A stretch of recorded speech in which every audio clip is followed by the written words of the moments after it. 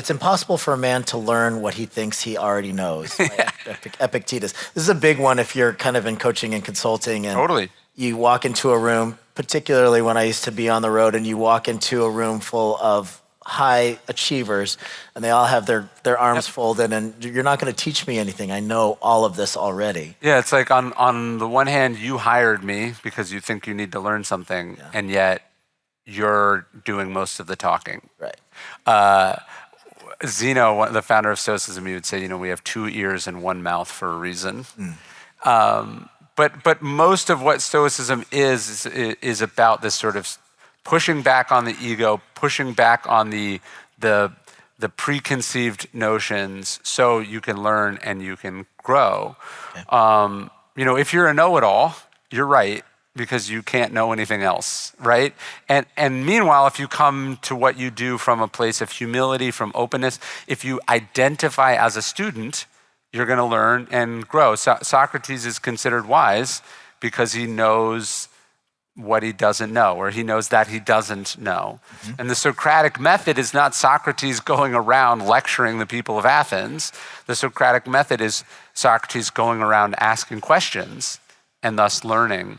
And there's actually a story about Marcus Aurelius towards the end of his reign. He's seen leaving his palace, and a friend stops him and he says, "Sir, where are you going?" And he says, I'm off to see Sextus the philosopher to learn that which I do not yet know." And I love 2 parts of this. Number one, that he's the point of education is to learn what you don't know. Mm-hmm. But I even love that he's going to see the professor, right? Like, he's the most powerful man in the world. He could have sent for the teacher.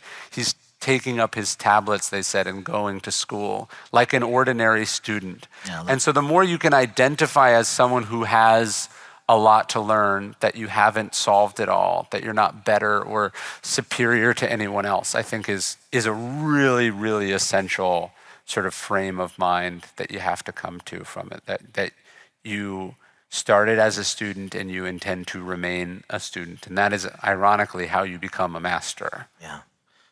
Yeah, it really comes down to keeping your ego in check. Yep. And making sure that there's some level of humility and curiosity that you always integrate into your life, no matter what your stature becomes. And that's why Marcus Aurelius, because he was the most powerful person in the world, and listening to some of the things that he struggled with and some of his pursuits make it so, valuable for us to be able to look back at that. There's a physicist who said that, as our island of knowledge grows, so does the shoreline of ignorance. And the idea is that the more you know, the more you are bumping up into things that you didn't know about. And if you see it that way, not that you're somehow, there's a finite amount to learn and you're approaching having learned all of it, but that everything you're learning is just exposing you to more and more things that you didn't even know existed before. Yeah. And that is the humbling part of it, is the, oh man, I didn't even know that this was out there. I was operating under an assumption that's not even remotely true. And that, I think that keeps you going also. Yeah.